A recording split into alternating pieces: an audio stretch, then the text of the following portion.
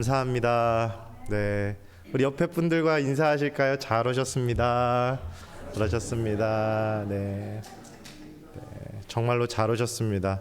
더운 날씨 가운데 또 어제 그 천둥이 막 쳤다면서요? 저는 듣지도 못하고 잘 잤습니다. 네, 네, 제 와이프는 막 깨서 절 깨웠다는데 그것도 기억이 나지 않습니다. 네. 네, 아무튼 평안하시기를 바라고요. 오늘 말씀 가운데도 은혜가 있으시기를 주님의 이름으로 축복합니다. 제가 좀 이제 한국에 국한된 얘기일 수도 있고요, 또는 전 세계적인 이야기일 수도 있는데 마이크 잘 들리시나요? 네, 네, 네. 그 겸손이라는 미덕에 대해서 좀 얘기해 보려고 그래요. 한국은 유독 예민하잖아요. 겸손한 삶에 대해서. 어릴 때 어른들이 이렇게 혼낼 때 많이 쓰던 말 중에 하나가 주제 넘지 마라는 이야기. 그게 꼭 좋은 이야기는 아니죠. 좋은 뜻은 아니지만 주제를 알아야지 뭐 이런 얘기들 많이 하지 않습니까? 그러니까 한국에서는요, 자신의 위치, 자신의 주제를 잘 아는 것이 미덕이었습니다. 또 한국의 속담에는 그런 속담이 있잖아요. 무르익은 벼가 고개를 더 숙인다. 그러니까 그게 아름다운 모습이었어요. 어릴 때는 계속 그 겸손을 훈련을 받습니다. 내가 하고 싶은 말이 있어도 참고, 내가 하고 싶은 게 있어도 참고, 그게 이제 겸손이었죠. 눌려있는 시대가 분명히 있었습니다. 그런데 조금 이제 시대가 변하기 시작하더라고요. 어떻게 변하냐면, 제가 이제 청소년 대학교 때 어떤 말이 유행하냐면 자기 PR의 시대라는 말이 생겼어요. 셀프 프로모션 에이지라고 하더라고요. 그러니까 셀프 프로모션 시대가 열렸어요. 이게 무슨 뜻이냐면, 더 이상 옛날 어른들 말처럼 겸손만 부리다가는 너의 가치를 증명할 기회를 잃어버린다는 뜻이었어요. 그래서 저 이거 잘하고요, 저 이것도 할 줄 알고요, 이 정도면 잘생긴 것 같고요, 아멘, 막 이렇게 네, 막 이렇게 하라는 겁니다. 그런 시대가 왔다는 거예요. 여러분 그걸 느끼십니까? 요즘 세대들은 이상해요. 잘 못해도 잘한다 하더라고요. 그런 시대가 왔습니다. 이제 내가 할 줄 아는 것, 또 내가 하고 싶은 것, 이런 걸 잘 말을 해야지 좋은 회사도 가고 친구도 잘 사귀고 그럴 수 있다라고 얘기를 하더라고요. 그런데요, 한 단계 더 앞으로 나가니까요, 조금 더 시대가 가니까 이제 자기 PR의 시대가 넘어갔어요. 이제는 자기 자랑의 시대가 오기 시작했습니다. 여러분 SNS 뭐 소셜 미디어 하시는 분들 계실 수도 있고, 뭐 페이스북 이런 거 하시는 분 계실 수도 있고, 그냥 카카오톡만 하시는 분들도 계실 수 있는데, 지금 당장이라도 저는 핸드폰을 열어서 자랑을 10가지만 찾으라고 하면 10가지 넘게 찾을 수 있습니다.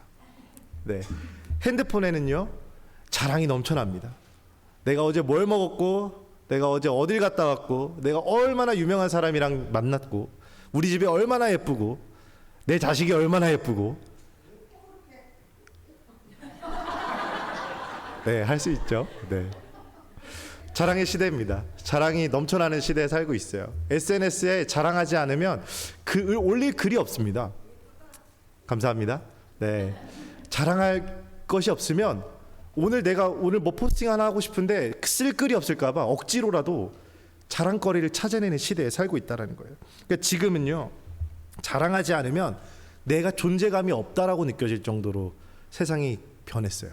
자랑해야만 내가 존재하는 것처럼 느껴지는 거예요. 우리의 자존감이라는 것들이요, 이름이 교묘하게 포장되어서 자랑과 비교, 과시로 바뀌고 있는 거예요. 자존감과 자랑이 혼동되는 시대에 살고 있습니다.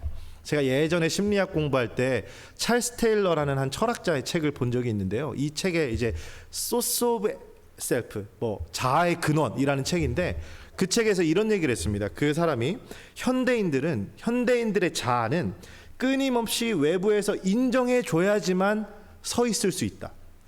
외부에서 인정해 주지 않으면 불안정한 존재가 된다는 겁니다. 나 스스로가 안정된 존재가 아니라 순우야, 너 그 정도면 잘하고 있어 라고 말을 들어야 제가 안정된다는 거예요. 내 스스로 나 잘하고 있어라고 말하는 건 의미 없다는 겁니다. 그게 현대사회의 모습이라는 거예요.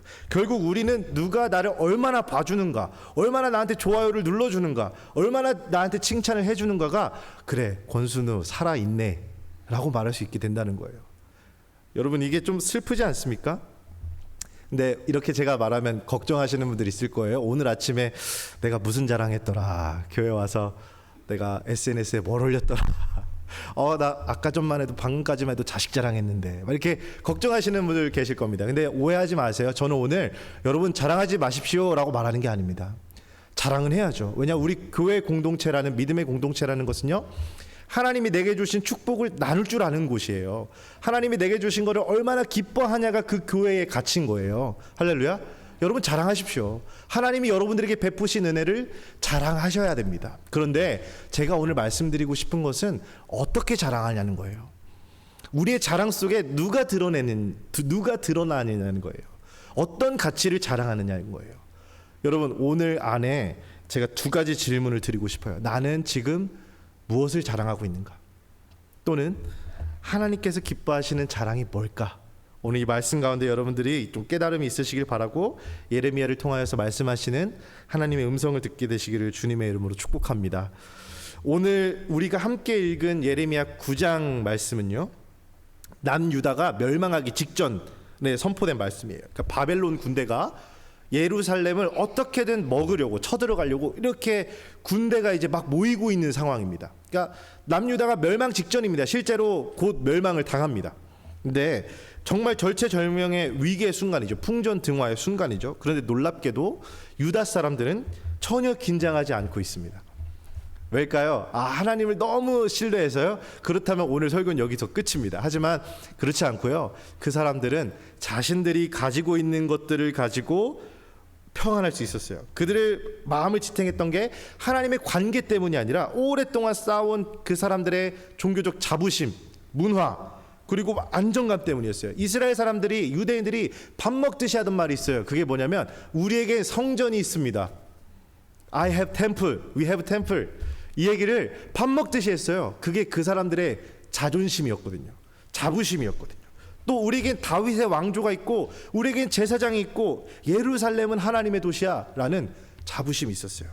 여러분 여기에 하나님이 계셔라는 한마디만 들어갔어도 안정적이었을 겁니다. 그렇지만 그 사람들은요, 모든 종교적 외형, 문화적 전통만으로 하나님을 대체했어요. 그 안에 알맹이는 없고 껍데기만 가지고 그것만으로도 자기를 위안 삼았다는 이야기입니다. 성전만으로도 우리나라, 우리 유대는 성공한 나라라고 믿었다라는 거예요. 그러니까 겉으로 볼 때는 경건해 보이고요. 그 나라는 계속 제사의 향이 올라갔을 거예요. 계속 번제가 탔을 겁니다. 그렇지만 실제로는 예레미야에서 말하는 실제 모습은 하나님의 말씀을 무시했고 우상을 섬겼고 정의와 공의가 썩어서 없어졌다고 나와 있어요. 여러분 껍데기만 남은 거죠.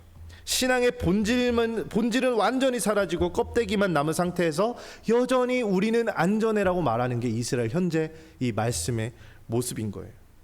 여러분 이 상황에서 하나님이 예레미야에게 예언하시기를 원하세요. 어떤 예언을 하길 원하시냐면 한 커뮤니티, 공동체를 초대하라고 하시는데요. 고대 이스라엘 사회에 곡하는 부녀라는 공동체를 초대합니다. 오늘 말씀에 나오는 곡하는 부녀예요. 이게 뭐냐면 우리나라 말로 하면 상조회입니다. 상조회. 장례가 나면 와가지고요, 아이고 아이고 하고 울어주는 사람들이에요. 무슨 말씀인지 이해가 가세요? 아이고 이제 가면 언제 오나. 우리나라도 옛날에 다 했잖아요. 아주 오래전에. 그리고 돌아가면 돌아가신 분의 유품도 정리해주고, 장례식 때 뭐 성경에 뭐 떡을 구워줬는지는 모르겠지만 그 전반적인 일들을, 왜냐하면 고인을 잃으면 슬프니까 그걸 도와주는 일들을 했던 역할이 곡하는 부녀들입니다. 돈을 받고 있는지는 모르겠어요. 하지만 실제로 존재했던 그룹이에요. 하나님께서 이스라엘에게 명령하시는 거예요. 곡하는 부녀를 초대하라고. 근데 이상합니다. 이스라엘은 장례가 나지 않았어요. 하나님 그러나 이 곡하는 부녀를 불러서 무너진 관계를 애통하라고 말하고 계세요. 자랑할 때가 아니라 무너진 관계를 자랑하라고, 무너진 관계를 회복하라고, 슬퍼하라고 말하고 있어요. 또 한 부류를 더 부르시는데요, 바로 지혜로운 부녀들을 부르십니다. 이 지혜로운 부녀들도 곡하는 부녀들과 같은 그룹에 속하 있는 한 부류 같은데, 그 사람들에게는 이렇게 얘기합니다. 지혜로운 부녀들이 왜 울어야 되는지를 알게 하라고 얘기하세요. 여러분 단순히 울는 것이 끝나는 게 아니라 통찰이 필요하다는 겁니다. 우리의 회개와 우리의 애통에는 그 이유를 발견하는 순간들이 필요하다는 거예요. 우리들의 무너짐의 원인을 깨닫고 지금 단순히 정치적인 혼란이 아니라 하나님과의 관계가 무너진 것을 깨달으라고 하나님께서 두 가지 부류를 보내준 겁니다. 이 사람들이 이제 장례의식을 할 때 가장 큰 세레머니가 뭐냐면 그 고인이 사용하였던 물건들을 다 모아서 태우는 일을 합니다. 여러분 여기서 가지고 있는 영적 교훈이 뭡니까? 우리가 가지고 있는 것들이 아무 의미 없다는 거죠. 우리가 두 손 꽉 쥐고 있던 것들이, 우리의 보석들이, 우리의 소중한 것들이 죽으면 제거된다라는 겁니다. 이 지혜로운 부녀들과 곡하는 부녀들의 진짜 결정적인 역할은 이거였습니다. 백성들아 보십시오. 우리가 죽으면 죄로 돌아갑니다. 우리가 오직 의지해야 될 분은 내 영혼을 책임지실 하나님이십니다. 할렐루야. 이 고백을 하는 게 이 사람들의 역할이었다는 거예요. 하나님이 왜 그 사람들을 이 시기에 불렀는지 그림이 그려지시죠. 네, 제가 말씀을 보면 이 하나님께서 이렇게 얘기하고 있어요. 23절에 지혜로운 자는 그의 지혜를 자랑하지 말라, 용사는 그의 용맹을, 부자는 부함을 자랑하지 말라라고 얘기하고 계세요. 하나님이 이 명령 이후에 바로 말씀하시는 거예요. 애통하야 하고 자랑하지 말라는 겁니다. 이 세 가지는 이스라엘 백성들이 실제로 의지했던 세 가지의 자랑들이었어요. 실제적으로 지혜는 뭘 상징하냐면 외교적인 판단을 얘기하는 겁니다. 정치적인 계산을 얘기하는 거예요. 바벨론 군대가 이스라엘 성을 둘러쌌는데도 그 사람들이 긴장하지 않았던 이유는 이스라엘 백성들 안에 친 이집트파가 있었어요. 친 이집트파가 있어서 그 사람들이 우리와 동맹을 잘하면 이스라엘 지켜줄 거야라고 믿었어요. 그 안일한 믿음 때문에 예루살렘을 함락된 거예요. 두 번째로 용맹함은 뭘 얘기하냐면 군사력을 얘기합니다. 군사력, 이 얼마 전에 몇 해 전 아니고 한 몇십 년 전에 아수르 제국의 침략을 막은 적이 있어요. 이스라엘이 유일하게 침략을 제대로 막은 전쟁이었습니다.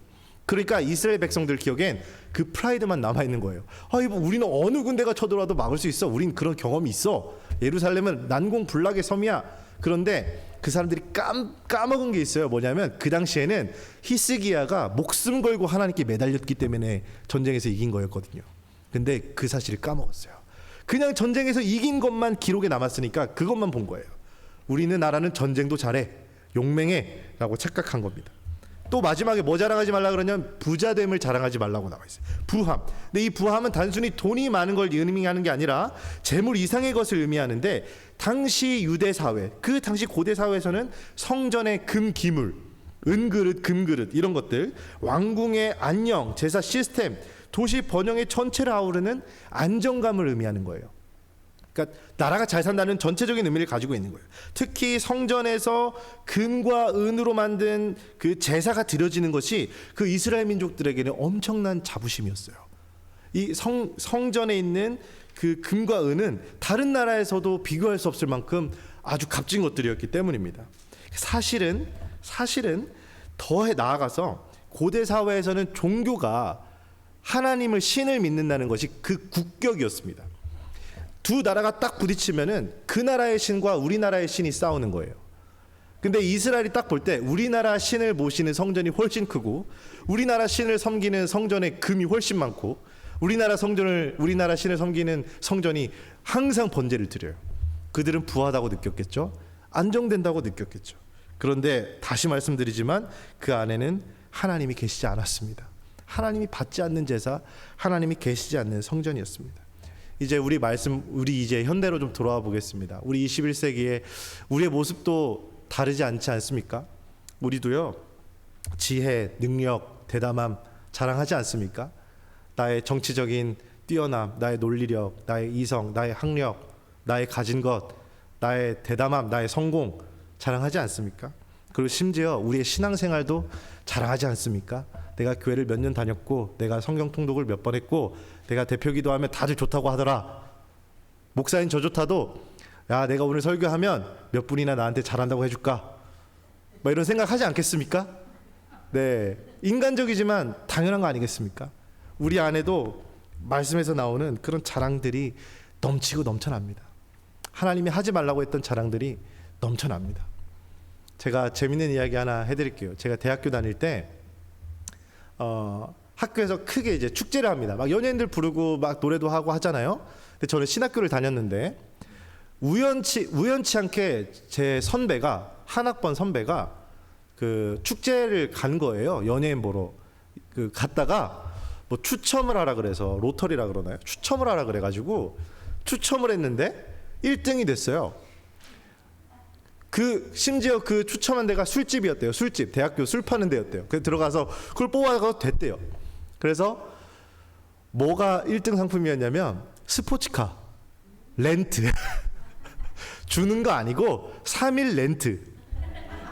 네. 스포츠카를 3일 렌트해 주는 오픈카. 네. 미국 오니까 많더라고요. 근데 그 당시에는 보기 힘들었어요.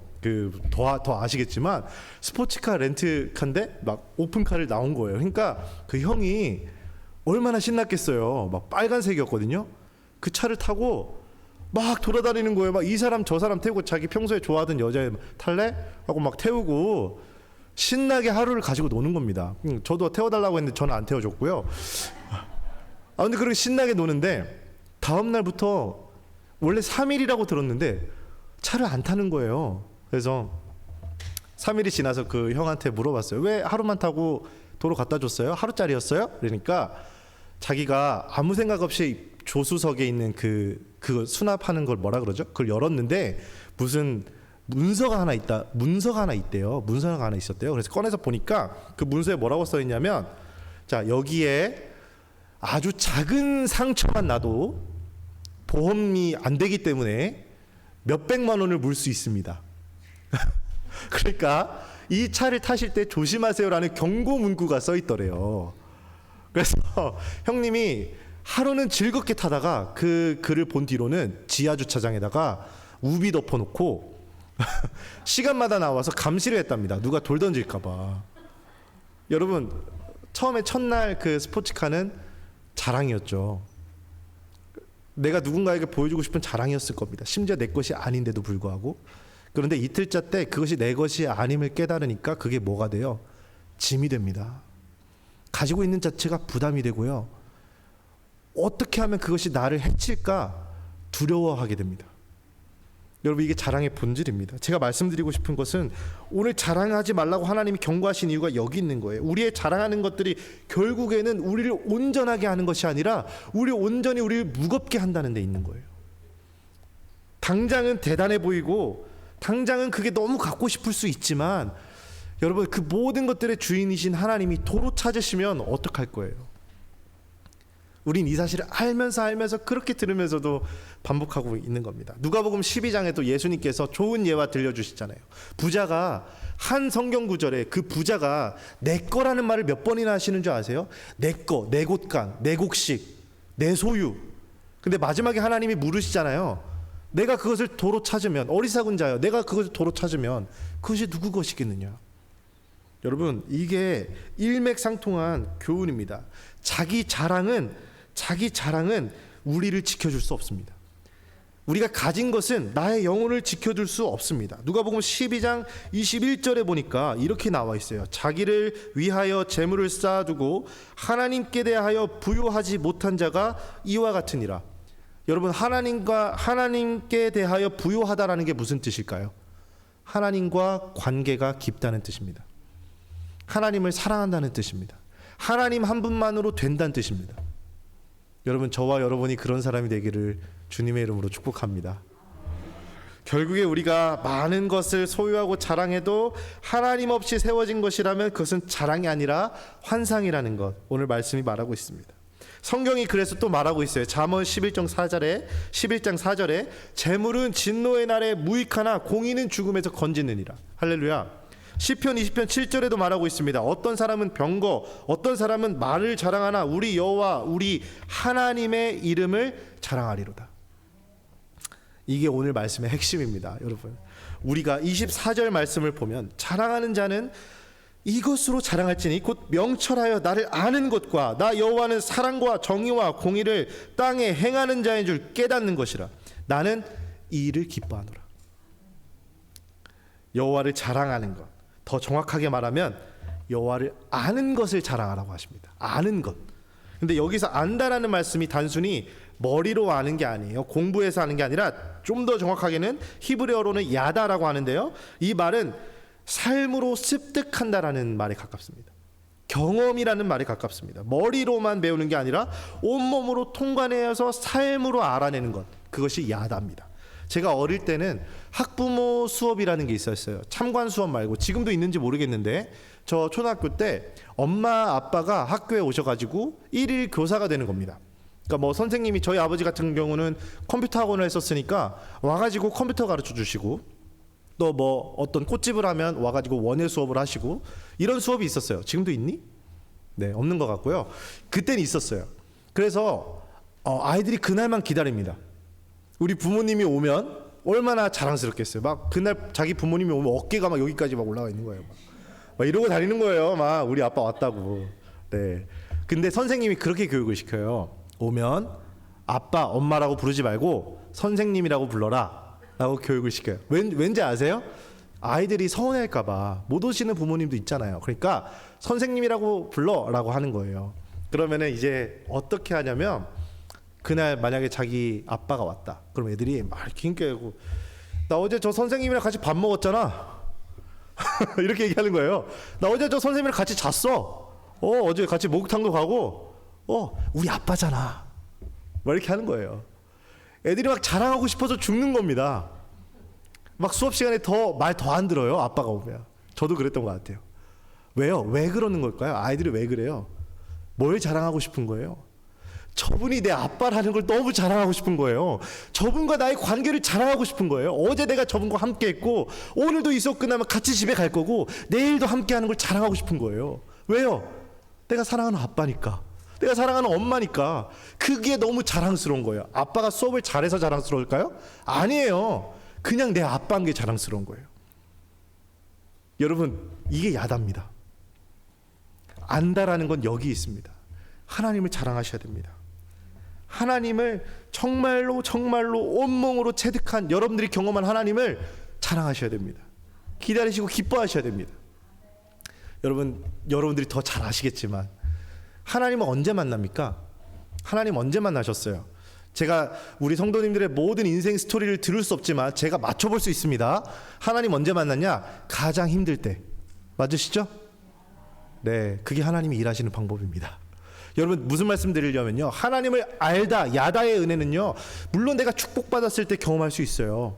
하나님 내게 부어주셔서 하나님 살아계시네, 나의 하나님이시네 라고 알 수 있습니다. 그런데 더 하나님을 기피하는 순간 언제냐? 내가 철저히 낮아지고 부서졌을 때, 가장 낮은 곳에 있을 때 하나님이 나를 알게 하신다고요. 남자들이 왜 그렇게 군대 얘기합니까? 왜 이렇게 군대 얘기하면 막 눈빛이 변하세요? 그때 가장 낮아졌잖아요. 가장 고생했는데 전우가 있었고 고생이 있었고, 근데 그 시기를 이겨냈잖아요. 그 군대 이야기가 특별한 이유가 별거겠어요? 재미 하나도 없는데? 낮아졌기 때문이고 그 시간을 같이 통과한 누군가가 있었기 때문입니다. 여러분, 하나님이 이스라엘 백성도 광야 40년 던져놓으신 이유가 뭐예요? 이스라엘 백성이 가장 낮아질 때니까요. 그들이 하나님 없이는 물 한 잔도 못 먹고 밥 한 끼도 못 먹고 잠 한 잠도 제대로 못 자기 때문에 그때 하나님이 광야 때를 기억하라고 말씀하시는 거 아니겠어요? 여러분들에게도 여쭤보시는 거예요. 하나님께서 물어보십니다. 너의 광야 때를 기억하라고. 우리의 광야 때가 언제냐고. 너는 그때 나를 알지 않았냐고, 야다하지 않았냐고 물어보시는 겁니다. 여러분, 하나님을 경험한 공간, 하나님을 아는 알매 스토리가 여러분들에게 저는 있는 줄로 믿습니다. 그것을 자랑하십시오. 여러분들 인생을 관통하는, 여러분을 인도하시는 하나님의 은혜를 자랑하시기를 주님의 이름으로 축복합니다. 뭐 비싼 시계를 차거나, 뭐 좋은 음식을 먹거나, 좋은 공간에 가거나, 좋은 인맥이 있거나, 여러분 이런 것들은 내려놓으시고 온전히 하나님만 자랑하시기를 주님의 이름으로 축복합니다. 그렇다면 이제 말씀을 조금 정리하면서, 하나님이 나를 아는 것을 자랑하라고 하셨는데, 자랑하려면 하나님이 어떤 분인지 알아야 되잖아요. 제가 하나님이 어떤 분인지 오늘 말씀에 나온 대로 설명을 드리고 은혜 나누고 싶어 합니다. 하나님께서 이렇게 말씀하세요. 24절에 나는 사랑과 정의와 공의를 땅에 행하는 자인 줄 깨닫는 것이라 나는 이 일을 기뻐하노라. 하나님 어떤 분이세요? 헤세드, 사랑의 하나님이십니다. 하나님은 이 일을 자랑하라고 하세요. 사랑은 조건 없는 사랑이고 언약적 사랑이고, 우리가 하나님을 찾지도 구하지도 않을 때 이미 오셔서 우리를 찾으시는 사랑, 그게 헤세드 하나님의 사랑입니다. 또 뭘 자랑하라고 하시냐면 미시파트, 하나님의 정의를 자랑하라고 하세요. 하나님의 정의는 억눌린 자, 갇힌 자, 포로된 자를 자유케 하시고 포기하지 않으시는 정의입니다. 죄에 대해서 모른 척하지 않으시지만 정의대로 심판하시되 하나님의 자신이 책임지시는 것이 정의입니다. 그리고 마지막으로 하나님께서 의로움을 자랑하라고 하셨어요. 제다카라고 하는데요, 하나님은 완전하시고 흠없으신 분입니다. 그리고 우리가 그 의에 도달할 수 없는 걸 알기 때문에 우리에게 의를 선물로 주시겠다고 약속하셨어요. 지금 제가 세 가지 말씀드렸습니다. 하나님의 사랑, 하나님의 정의, 하나님의 공의. 여러분 뭔가 떠오르지 않습니까? 이 세 가지 하면 떠오르는 거 없습니까? 이것이 한순간에 모인 자리가 있어요. 하나님의 사랑과 정의와 공의가 모인 자리가 있어요. 여러분들이 잘 아시는 십자가입니다. 십자가. 하나님의 사랑과 정의와 공의가 한순간에 뭉쳐서 예수 그리스도의 이름으로 그 속성이 하나가 완성이 되어서 우리를 구원하신 사건이 있습니다. 그게 바로 십자가입니다. 십자가 위에서 하나님의 사랑이 포기되지 않았고, 정의가 무너지지 않았고, 의로우심이 훼손되지 않았어요. 여러분, 저는 말씀 시작할 때부터 이 이야기가 너무 하고 싶었어요. 오늘 말씀의 결론입니다. 우리가 자랑해야 될 것, 사랑과 공의와 정의를 자랑하라고 하셨는데 그 전부 합쳐보니까 십자가 그 자체라는 겁니다. 여러분, 갈라디아서 6장 14절 말씀에 바울이 그래서 이렇게 고백한 겁니다. 내게는 우리 주 예수 그리스도 십자가 외에 결코 자랑할 것이 없다. 할렐루야. 오늘 말씀의 결론입니다. 에레미야의 눈물의 예언이 어디서 끝나냐면 십자가에서 끝나는 거예요. 여러분, 우리의 자랑은 오직 십자가입니다. 여러분, 정말 자랑할 게 많지만 예수님께서 나를 위해 십자가 지셨다는 것, 그 사실 평생의 자랑 아니겠습니까? 우리가 대통령만 만나도 벽에다 사진 걸어놓고 사인 걸어놓는데 예수님이 나를 만나줬는데 평생 자랑 아니겠습니까? 여러분, 이 사실을 가슴에 새기시기를 주님의 이름으로 축복합니다. 말씀을 좀 정리하겠습니다. 오늘은 우리가 곡하라는, 슬퍼하라는 명령에서 시작됐습니다. 눈물 흘리고 애통하는 것, 이거는 단순히 감정을 컨트롤하라는 문제가 아니라 하나님 앞에서 우리의 자랑이 무너지라는 뜻이었습니다. 우리의 자랑을 내려놓으라는 뜻이었습니다. 그리고 하나님께서 말씀하셨습니다. 자랑하려거든 나를 아는 것으로 자랑해라. 하나님을 단순히 안다는 건 지식을 얻는 게 아니라 관계로 살아내라는 뜻입니다. 그리고 우리는 하나님이 사랑이시고 정의시고 공의로우신 분이라는 것을 믿습니다. 그리고 그것이 한데 모인 것이 십자가입니다. 여러분, 이 십자가를 한 주간 지고 또 마음에 새기고 자랑하며 사시는 저와 여러분들이 되시기를 주님의 이름으로 축원합니다. 기도하겠습니다. 사랑의 하나님, 감사합니다. 우리가 하나님께서 주신 은혜가 너무나도 많아서 기쁨으로 나누고 또 자랑하고 싶은 것들이 많이 있습니다. 하나님, 그 주신 은혜를 우리가 감사함으로 받겠습니다. 그러나 그 안에는 오직 예수 그리스도의 영광만 나타나게 하시고 하나님의 기쁨만 있게 하여 주시옵소서. 하나님, 그리고 우리가 이것들을 통하여 더 선을 행하고 본이 되게 하여 주시옵소서. 오늘 말씀을 통하여 나의 자랑은 잠시 내려놓고 십자가를 더 자랑하라는 주님의 음성을 듣습니다. 우리의 삶에 그렇게 이루어지게 하시고 하나님, 그렇게 살아낼 수 있는 능력을 더하여 주시옵소서. 감사드리며 예수님의 이름으로 기도합니다. 아멘. 우리 시간에 예물봉헌